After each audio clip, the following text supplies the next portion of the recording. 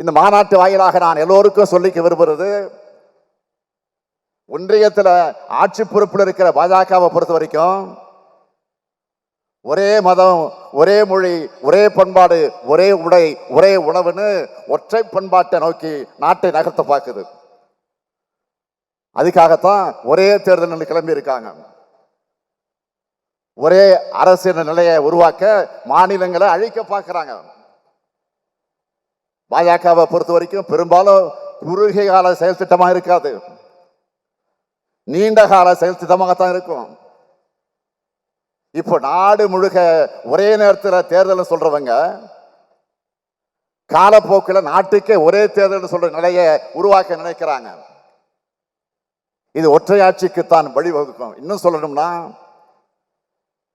இது தனி மனிதர் ஒருவர்கிட்ட தான் அதிகாரத்தை கொண்டு போய் சேர்க்கும். இது பாஜக என்ற கட்சிக்கு கூட நல்லதில்லை.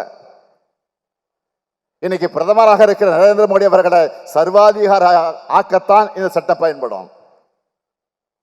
பாஜகவும் பாஜகவுக்கு மூளையாக இருந்து செயல்படக்கூடிய அமைப்புகளும் விரிக்கக்கூடிய வலையில